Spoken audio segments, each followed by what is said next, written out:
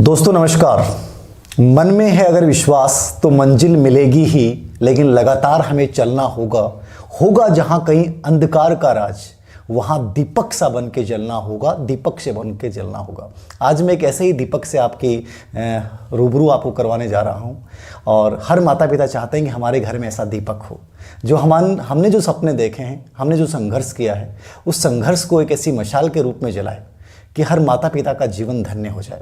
आज मैं आपको पॉलिटिकल साइंस में, राजनीति विज्ञान में पूरे राजस्थान भर में दूसरी रैंक जिन्होंने प्राप्त की है वो है प्रमोद भूकर। तो प्रमोद हमारे साइकोलॉजी बैच का स्पेशल स्टूडेंट रहा है और जिस इंस्टीट्यूट से जहां मैंने पढ़ाया उस इंस्टीट्यूट का बहुत ही होनहार विद्यार्थी रहा है।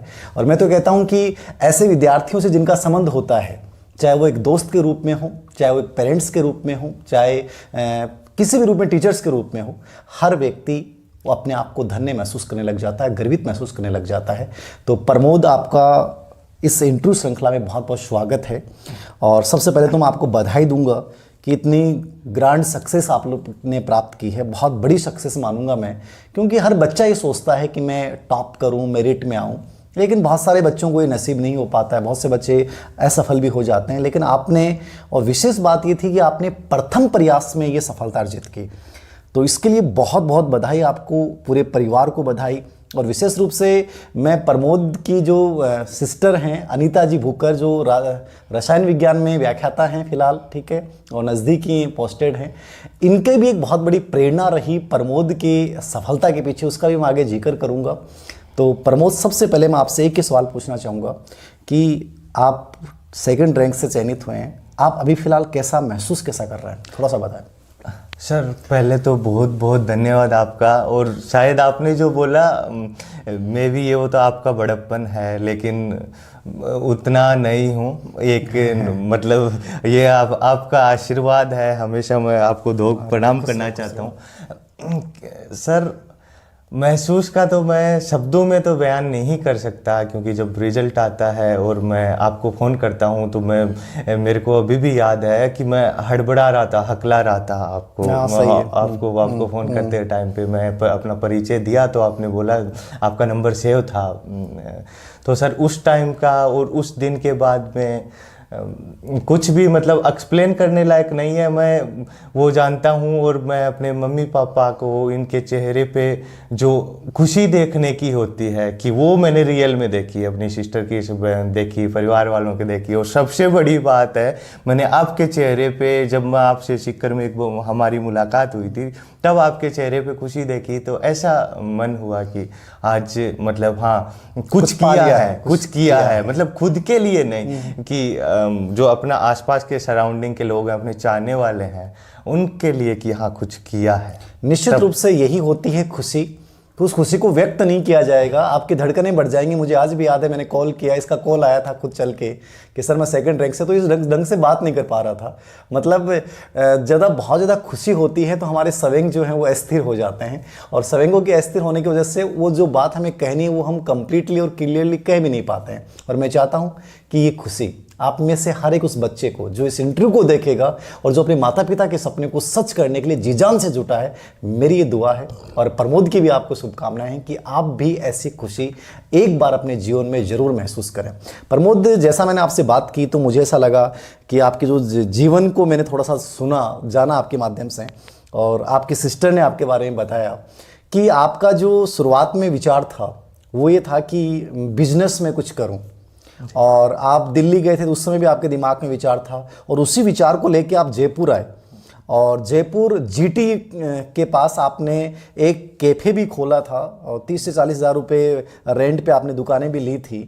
तो ये विचार कि बिज़नेस शुरू करना है, उसके बाद अचानक से आपने स्कूल लेक्चर में सेकंड रैंक के साथ आप चयनित हुए। तो बिज़नेस और गवर्नमेंट जॉब, ये इनके पीछे क्या रिलेशन था? जी सर, मैं पढ़ाई में हमेशा ही एक एवरेज स्टूडेंट रहा हूँ। मैं हमेशा हर टाइम पे कोई कहते हैं कि इंटेलिजेंट लोग ही कर पाते हैं, मैं 50-55 वाला स्टूडेंट रहा हूँ, जिनसे ज़्यादा उम्मीदें नहीं होती। घर वालों को ऐसे होता है जैसे हर माँ बाप कहते हैं कि हमारे बच्चे में दिमाग तो वो होता है लेकिन ये यूज ही नहीं लेता। तो उस हिसाब से तो है। बाद में कुछ दोस्तों का सर्कल वगैरह ऐसा था कि एंटरप्रेन्योरशिप करनी है आपको, बिजनेस शायद हम फील्ड में जाएंगे। तो फिर हम आए एक दो प्रयास एसएससी के लिए किया, जिसमें जितना है प्रयास वही सफल होते हैं जिसमें हम अपने मन से करते हैं, ईमानदारी से हाँ ईमानदारी से करते हैं। वहाँ पे मेरी ईमानदारी नहीं थी। हाँ, मैं इस चीज़ को एक्सेप्ट करता हूँ। फिर जयपुर आता हूँ, जयपुर में उस चीज़ में खपाता हूँ मैं 1 साल के लगभग। फिर मेरा एक दोस्त है बहुत अच्छा, जिसको मैं कहूँगा कि भगवान करे दोस्त दें तो वो सबको वैसा दें, विनीत। बाद में वो फिर हम साथ रहे जयपुर में, बहुत ज़्यादा खर्चा भी कर दिया घर वालों से, उसके लिए माफ़ी मांगना चाहता हूँ कि मतलब वेस्ट किया। लेकिन अब मैं कह सकता हूँ उनको कि हाँ, मैंने ठीक है जयपुर आके अच्छा काम किया, आप तो अब तो आप खुश हो। विनीत ने जो बाद में बैंक मैनेजर में लग गया, सिलेक्शन हो गया, तो हमारा जो जहाँ पे बिजनेस जहाँ तक पहुँचा था, हम 6, 7, 8 महीने में जितना पहुँचा पाए थे, मैंने वापस खींच लिया उसको एक महीने में। फिर सर फर्स्ट ग्रेड की तरफ मतलब बहुत अच्छी बात कही कि कई बार क्या होता है, हमारे दोस्त हमें बहुत मोटिवेट कर जाते हैं, और इनके साथ भी यही हुआ कि कहाँ कॉफ़ी कैफ़े हाउस करना था। अपने दोस्त के साथ शुरुआत भी एक की, जयपुर जैसे शहर में की। निश्चित रूप से माहौल वहाँ का एक अलग तरीके से आपको प्रेरित करता है। लेकिन इसी सफ़र के दौरान विनीत बैंक पीओ बन जाता है, और उस बैंक पीओ बनने से जो बिजनेस वाला सपना था उसको बीच में ही चकनाचूर करके, और प्रमोद भी राजनीति विज्ञान स्कूल लेक्चरशिप की तैयारी के लिए जुट जाता है, और मात्र 51 दिन होते हैं। देखिए कई बार होता है ना, एग्जाम एक्सटेंड होना बुरी बात होती है, लेकिन इसके लिए एग्जाम का आगे हो जाना बहुत अच्छी बात साबित हुई। 51 दिन भी इसने बहुत अच्छी मेहनत की, ठीक है। इसने कोचिंग भी पॉलिटिकल साइंस में जीसी जाखड़ सर के पास क्लास ली थी, ठीक है। साइकोलॉजी में ऑलरेडी मेरे पास ली थी, लेकिन एग्जाम एक्सटेंड हो जाना इसके लिए बहुत अच्छा साबित रहा। एक चीज़ और मैं पूछना चाहूँगा प्रमोद, आपसे मैंने बात की तो आपने बताया कि कई बार बच्चे बहुत बार पूछते हैं कि सर मैंने इस कोचिंग टेस्ट सीरीज ज्वाइन की, उसमें मेरी रैंक बहुत डाउन आ रही है, मेरे पर्सन सही नहीं हो रहे हैं। मुझे पता चला कि आपने जब पहली बार टेस्ट दिया था तो उस समय आपकी 60 बच्चों में कौन सी रैंक थी? जी, मुझे आज भी याद है 57 रैंक थी मेरी। लेकिन मैंने फिर सोचा, एक बार के लिए तो आपको झटका सा लगता है कि आप कर क्या रहे हो। फिर ऐसे लगा कि कम से कम 3 से तो आगे हैं, मतलब ऐसा है कि 3 से आगे हैं। फिर मेरी नेक्स्ट जो टेस्ट होता है, संडे टू संडे टेस्ट होते थे, उसमें मेरी 28 रैंक थी, 28वें का। ठीक है, अब थोड़ा सा सेल्फ सेटिस्फेक्शन मिलता है, लेकिन इतना है कि आप 50-60 बच्चों में 28वें नंबर पे, 57वें नंबर पे आ रहे हो। तो राजस्थान में तो ऑल राजस्थान में ये राजस्थान के बैठेंगे, बाहर के बैठेंगे, कितने बड़े कंपटीशन में आप कहाँ होगे। एक बार खुद से मतलब सेल्फ इवेल्युएट करना, खुद से पूछना कि भाई चल क्या रहा है। मतलब आप दिशा पे तो हो, पहले ही इतना कुछ कर चुके हो, घर वालों को मतलब उस हिसाब से कि उनका विश्वास भी जीतना है। इसलिए बाद में कंटिन्यू रैंक आती है 9th, बाद में 7th करके।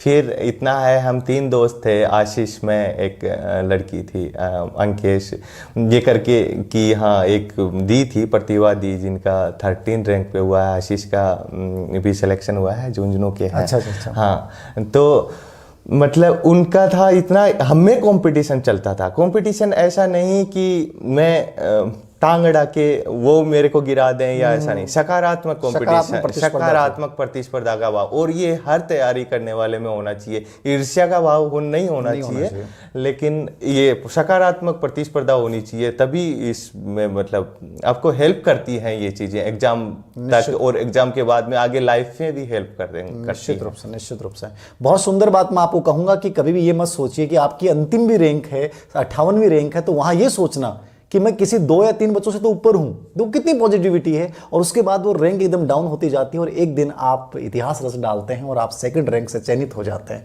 तो कभी किसी टेस्ट सीरीज के परिणाम के आधार पर अपने आप को मत आकलित कीजिए, कोशिश करेंगे मेरी अंतिम रैंक है तो मैं इसको फर्स्ट तक कैसे लेके आऊँ। और प्रमोद ने इस चीज़ को साबित किया है कि कहाँ बिजनेस करने चला था, और बहुत शौक पाल रखे हैं इसने। मैंने पता चला इनकी सिस्टर से कपड़े पहनने का बड़ा शौक है, मूवी बहुत ज़्यादा देखता था, आईफोन ही रखता था। तो क्लास में बहुत सारे बच्चों को लगा कि जो आईफोन रखता है वो सिलेक्ट हो सकता है क्या? यदि आप संतुलित प्रयोग फोन का करते हैं, अपने शौक भी आपके साथ पूरे हो रहे हैं, तो आप बहुत कुछ कर सकते हैं। ये प्रमोद का जीवन हमें सिखाता है कि ऐसा नहीं है कि आप इन चीज़ों से दूर रहकर ही सफलता प्राप्त कर सकते हैं। इनके साथ भी यदि संतुलित दृष्टिकोण अपनाते हैं तो आप सफल हो सकते हैं। प्रमोद, बहुत बच्चों ने कमेंट किया, जैसे आपका सिलेक्शन हुआ, मैंने आपकी पोस्ट डाली, राजनीति विज्ञान के आप स्टूडेंट रहे हैं, पॉलिटिकल साइंस के स्टूडेंट रहे हैं, तो पॉलिटिकल साइंस के जो बच्चे प्रिपरेशन कर रहे हैं, तैयारी कर रहे हैं, उन बच्चों को आप क्या सुझाव देना चाहेंगे? आपने कैसे पढ़ा, कौन सी किताबें इन बच्चों को पढ़नी चाहिए ताकि वो भी आपकी तरह कम समय में पहले प्रयास में बहुत अच्छे रैंक के साथ चयनित हो सकें?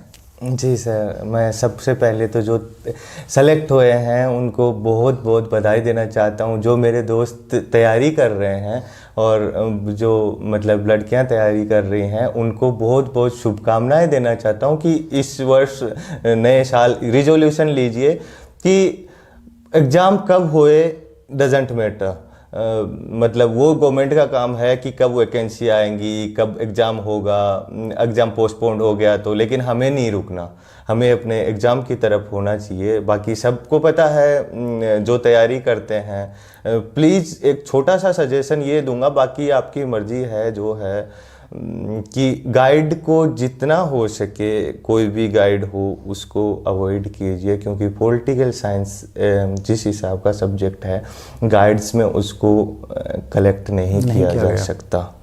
बाकी जैसे सबको पता है, तैयारी करने वालों को पता होता है, जो देखें पूछते हैं तैयारी करते हैं, सबसे पहले यही पता है कि हमें थ्योरी में ओपी गाबा पढ़नी है और कंपैरेटिव में तुलनात्मक राजनीति में सीबी गहना पढ़नी है। थिंकर्स में पुखराज जैन की अच्छी किताब है, लेकिन मैं कहूँगा आपको कि पुखराज जैन से थोड़ा आके जाके ओपी गाबा की तरफ बढ़िए, क्योंकि जिस हिसाब के अभी लास्ट के पिछली बार का पेपर आया 2013 के पेपर को आकलन आप कीजिए और 13 वाले पे 16 वाले को एक बेस मत मानिए और 18 वाले को बेस मानिए। उसमें पता चलेगा आपको कि आप हमें ओपी गाबा की तरफ बढ़ना चाहिए। आईआर में बीएल फड़िया ने बहुत, पता है किताबें मोटी मोटी होती हैं, लेकिन जितने आपको सेलेक्टिव चीज़ें पढ़नी है, जितने आपके कोर्स को सामने रखिए और उसको पढ़िए। और बाकी अगर कोई पॉलिटिकल साइंस का कर रहा है, कोई लड़कियों का किसी के, मेरा वो मकसद नहीं है कहने का, पॉलिटिक्स में थोड़ा सा इंटरेस्ट कम होता है। मेरा पॉलिटिक्स में बहुत ज़्यादा इंटरेस्ट है। मेरी हमारी जून में एग्ज़ाम होने वाली थी और मई में वो रिजल्ट आते हैं लोकसभा के, चुनावों के। मैंने पूरा दिन दिया कि एक तो इंटरेस्ट का होता है कि आप पॉलिटिकल व्यू रखते हो, ये बहुत बड़ा मैटर करता है आपको कौन से कहाँ पे रिजल्ट आ रहे हैं चुनावों के। वो एक दिन आपने दिया, लेकिन वो अगले 5 साल तक आपको दोबारा वो चीज़ पढ़ने के लिए नहीं कहेगा। आप पॉलिटिकल साइंस से कर रहे हो, कोई आपसे पूछे सरकार किसकी है, फलाना मिनिस्टर कौन है, कितनी सीटें थी, किस स्टेट में किसकी सरकार है, आपको तब ऐसा ना देखने पड़े ये तो मेरे को पता ही नहीं है। प्रधानमंत्रियों का ऐसा है कि पॉलिटिक्स में इंटरेस्ट रखोगे तो वो पोर्शन जैसे नेट में भी आता है, 5 क्वेश्चन के उसके आते हैं, और अपने फर्स्ट ग्रेड में भी और राजस्थान में भी ट्रेंड बन गया है धीरे धीरे हम देखते हैं। राजस्थान में राजनीति से जो करंट पॉलिटिक्स है भारतीय राजनीति से बहुत ज्यादा पूछी जा रही है, पेपर में बहुत ज्यादा आ रही है, और ये बहुत पॉजिटिव बात है आप लोगों के लिए। पॉलिटिकल पेपर हार्ड होने का रीजन भी यही है कि आज के बच्चे करंट नहीं पढ़ पा रहे। लोगों के लिए यूएस के चुनाव हुए, अमेरिका के चुनाव में जो बाइडेन जीते और ट्रंप हारे। दूसरे सब्जेक्ट वालों के लिए जीके का क्वेश्चन था, करंट का क्वेश्चन था, बस दैट्स इट। हमारे लिए वो उसकी चुनाव पद्धति है और जो कैसे जीते, ट्रंप की कैसे जीते, वहाँ की जो पूरी व्यवस्था है उसको हमारे लिए काम हो गया। मोदी जी ने कोरोना में किसी से बात की, कोरोना पीरियड में वैक्सीन से रिलेटेड या फिर यूएस अमेरिका के रिलेशन, हमारे लिए वो सब, हमारे लिए ब्रिटेन, वो अमेरिका के और भारत के रिश्ते विदेश नीति से संबंधित हो गई। इसलिए राजनीति विज्ञान से कोई मेरा भाई बहन दोस्त जो भी तैयारी कर रहे हैं, करंट और पॉलिटिक्स में इंटरेस्ट रखिए। आपको बहुत सारी चीज़ें हैं जो पढ़नी भी नहीं पड़ेंगी, उसमें ऐसा है नेट में हेल्प करेंगी। मैंने ऐसा किया है कि पॉलिटिक्स में अब प्लेटो है, अरस्तु है, उसके बाद में वो आता है मैकियावेली आता है, बेंथम। तो मार्क्स ऐसी बात क्यों करता है? मार्क्स के मतलब उसकी परिस्थितियां कैसी थी, उस परिस्थिति में जाके हम उसको सोचेंगे। आंख बंद कर लो, मार्क्स की जो परिस्थिति थी एक बार देख लो, उसमें जाके सोच लो, अपने आप आपको एग्जाम में उसके मार्क्स के क्वेश्चन आएगा, डेफिनेटली हेल्प करेगा। रूसो का एक हमारे पॉलिटिकल साइंस में एक टर्म आता है सोशल कॉन्ट्रैक्ट, सामाजिक समझौता। तो उसमें ऐसा था कि वो लोक का समझौता कैसा था, होब्स का समझौता कैसा होता है, रूसो का कैसा होता है। तो वो अपनी प्राकृतिक अवस्थाएं बताते हैं, उसमें जाके मतलब हम उसमें जाके सोचेंगे, हमारे बहुत सारी चीज़ें ऐसी होगी बाद में हम पढ़ेंगे कि उसने समझौता कैसे किया, कितने समझौते किए, ये सब बाद में किताबों में पढ़ेंगे, हमें बहुत ज़्यादा ईजी लगेंगी। सही बात है जी। ऐसा है कि उस चीज़ को जियो। पॉलिटिकल साइंस को अगर क्या कोई किसी भी चीज के लिए, जैसे आप रीड के लिए कर रहे हो या आप हिस्ट्री के लिए कर रहे हो, तो उस चीज को प्रताप है, महाराणा प्रताप है, तो उनका क्या व्यू होगा उस टाइम पे लड़ते, मतलब उसको उस परिस्थिति में अपने आप को रख के आपको अपने आप को जोड़ दो उस चीज से, तो वो आपके लिए बड़ा लाभदायक बन जाएगा। हाँ जी सर, ये सब बहुत बहुत। और न्यूज़पेपर सबसे इंपॉर्टेंट चीज है। करंट इश्यूज के लिए आप ये थोड़ा सा न्यूज़पेपर को दें तो चीज़ें हेल्पफुल होती हैं। न्यूज़पेपर हमें सिखाता है हर चीज़ में इंटरेस्ट लेना। न्यूज़पेपर बहुत ज़्यादा रोल प्ले करता है। बहुत सही बात बताई है। ये बातें बहुत कम स्टूडेंट बता पाते हैं, कुछ किताबों के नाम बता देते हैं, लेकिन प्रमोद ने वही चीज़ बताई है जो इसने खुद महसूस किया है, खुद किया है। करंट से आपको जोड़ना पड़ेगा राजनीतिक विज्ञान को, और पॉलिटिकल साइंस का पेपर एक फैक्चुअल नहीं आता है आजकल समसामयिक बन चुका है। तो अपने आप को यदि आपको बहुत टॉप 10 में शामिल करना है तो ये कुछ चीज़ें हैं जो आपको उस भीड़ से अलग होकर आपको करनी पड़ेंगी। और यदि भीड़ में शामिल होना चाहते हैं तो वही है कि सिलेक्शन की उम्मीद मत कीजिएगा। एक चीज़ और पूछूंगा कि आपका फर्स्ट पेपर बहुत अच्छा रहा, ठीक है सर, आपका मनोविज्ञान बहुत अच्छा रहा जी। तो एक चीज़ और भी मैंने आपसे बात की, तो आपने बताया कि आपने क्वेश्चन पेपर सभी सोल्व किए, नेट पे आरपीएससी के जितने पेपर्स थे उनको आपने सोल्व किया, ठीक है ना। मतलब ये बहुत बड़ी बात होती है। बहुत से बच्चे पूछते हैं कि गुरुजी ये मिल जाए वो मिल जाए, इसने खुद हर चीज़ को सर्च किया और सर्च करने के बाद उसको सोल्व किया। ये बहुत बड़ी बात होती है कि आपके मन में इतनी बड़ी जिज्ञासा है कि पहले सबसे पहले शुरुआत ही पेपरों से की, और पेपरों से करने के बाद इसने टेस्ट किताबें पढ़ी, कोचिंग की भी सहायता ली, ठीक है। तो मनोविज्ञान प्लस फर्स्ट पेपर के लिए कोई विशेष आपने कुछ पढ़ा? सर सबसे बड़ा है मनोविज्ञान का तो ये था, एक सबसे पहले 2 लोगों का विशेष तौर पे से तो आपको मतलब जिसके लिए मैं शब्द नहीं है मेरे पास कहने के लिए, उसके लिए कि जो लास्ट टाइम पे या फिर हर टाइम पे, जैसे हमें लगता है, मैं आपसे जब नहीं पढ़ता तब भी मैं यही कहता, मैं धीर सिंह सर का रहा। तो मैं भी उस टाइम पे मोटिवेशन के टाइप के यूट्यूब पे हेल्प मिली हो। एक मेरी दोस्त थी हिमांशु शर्मा, तो उसका साइकोलॉजी में और हर टाइप में मेरी तैयारी पे कहते हैं कि अपनी तैयारी करते हुए टाइम पे निकाल के चीज़ों को बताना, एक एज दोस्त और माहौल ऐसी चीज़ें हैं जो आप पे डिपेंड करता है। आप किस हिसाब से बनाते हो, कैसे उनको मतलब यूटिलाइज करते हो। माहौल सबसे बड़ा रोल प्ले करता है, इतना ही बड़ा करते हैं आपके दोस्त का, एटलीस्ट मेरी लाइफ में तो किया है। और दूसरा था सर है पेपर्स का।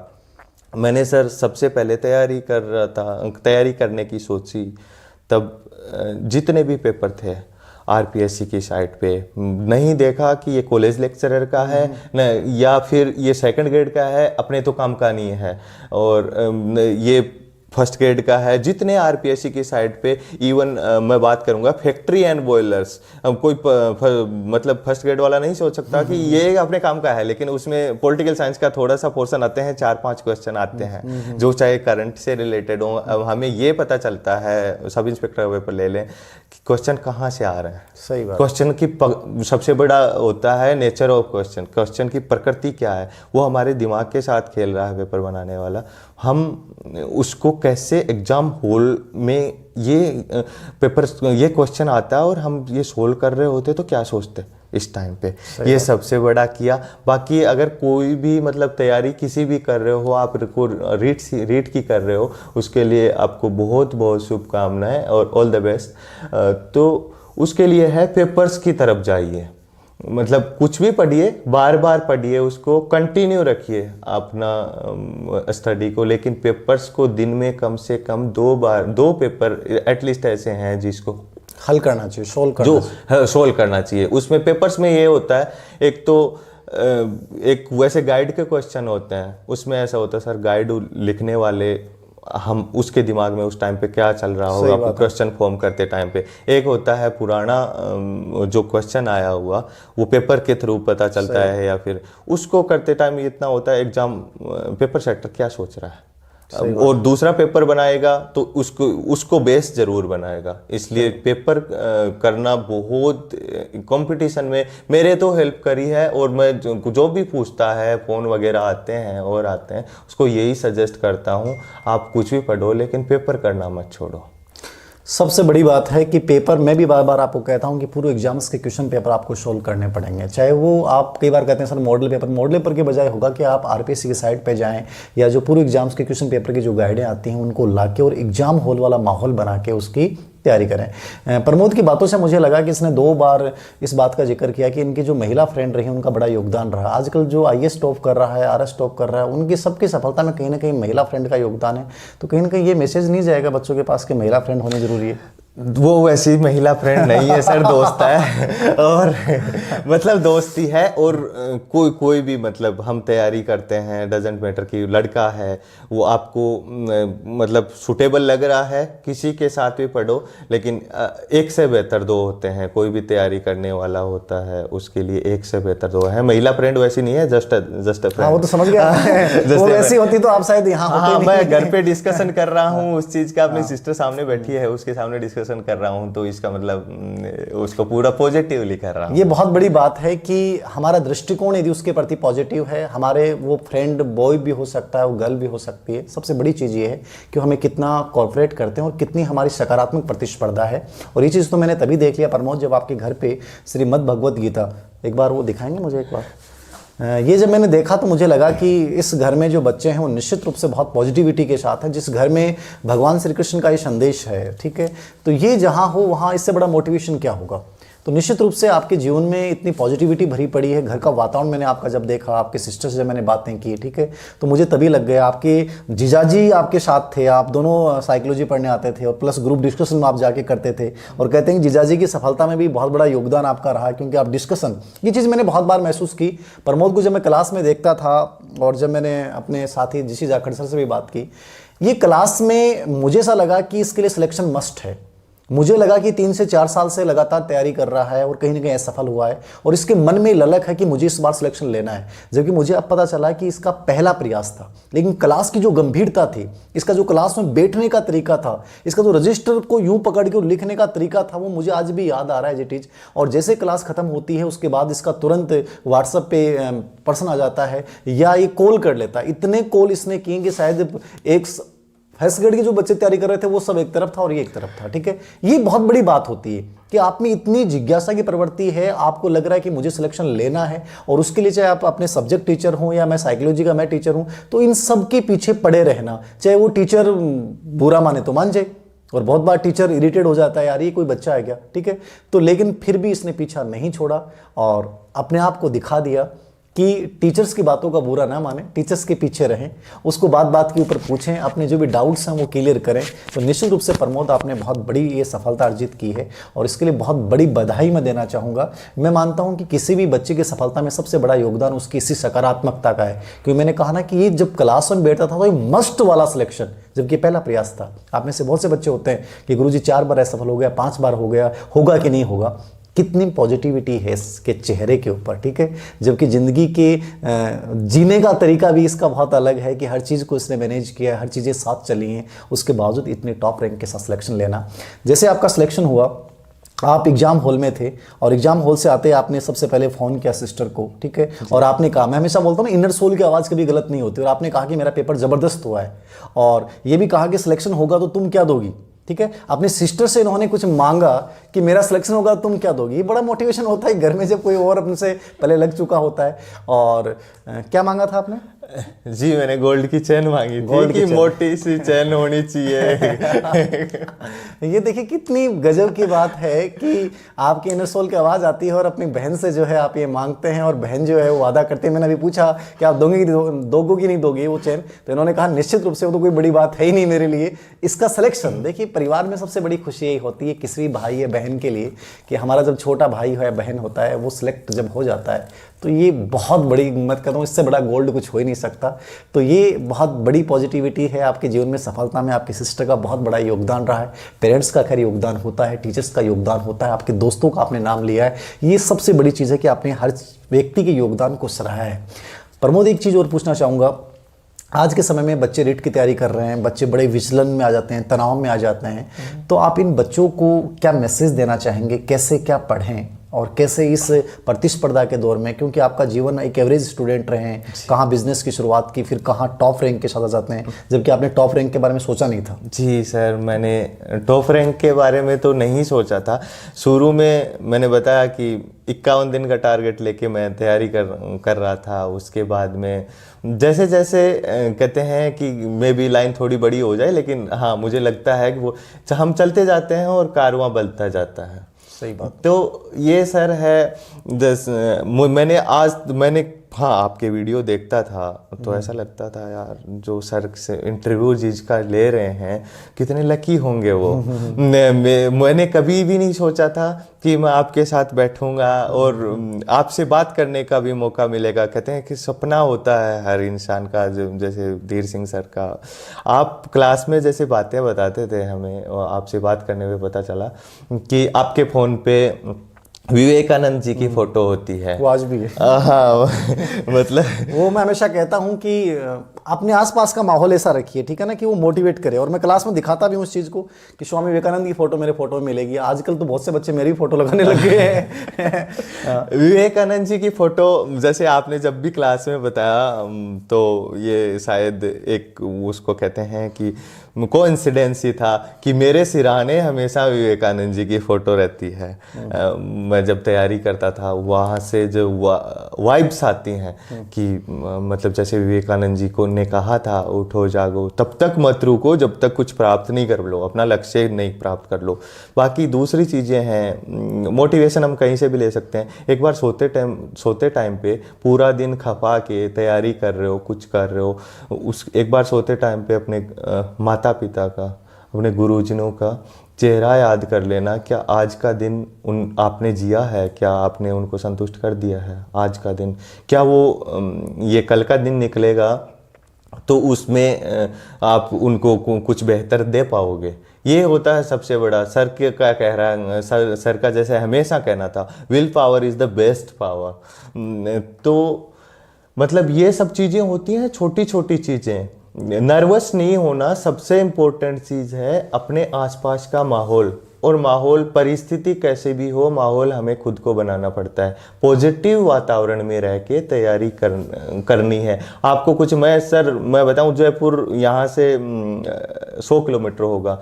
मैं एक साल में एक बार आया था, नाना जी की डेथ हो गई थी, तब मैं उनको लेके आता हूँ शाम के टाइम, सुबह के टाइम पे, और मैं दोपहर बाद में वापस चला जाता हूँ उनका अंतिम संस्कार। मैं मतलब माहौल इतना होना चाहिए, आपके मेहनत कर रहे हो तो इतना होना चाहिए, बाकी सारी चीज़ें आपको कर ही नहीं सकती। परिस्थितियाँ हैं वो आपको डिस्टर्ब कर ही नहीं सकती। जितना जिससे भी ज्ञान लेने का मौका मिले मत देखो, दोस्त है, गुरु है। सर ने जैसे बताया कि मैं उनको फ़ोन कर लेता था, मेरे मन में होता था करना चाहिए कि नहीं करना चाहिए, सर इरिटेट हो जाएंगे, ये हो जाएंगे, ऐसा सोचेंगे यार ये कहाँ से आ गया। तो मतलब फिर भी मैं मन नहीं मांगता था कि कोई बात नहीं, सोचें तो सोचें, हमें तो आंसर मिलेगा उस क्वेश्चन का।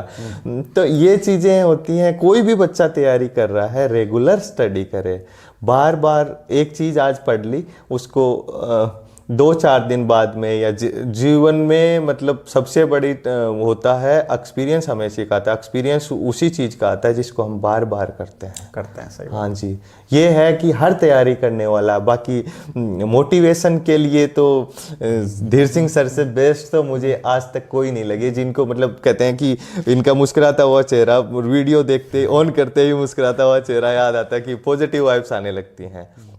बाकी मैं अपनी सिस्टर जिन्होंने मेरे को हमेशा मोटिवेट किया। इनका सिलेक्शन होने के बाद तो मैंने एमए की थी कि आप ले सकते हो, तो हम तो सेम माँ के हैं तो मैं भी ले सकता हूँ।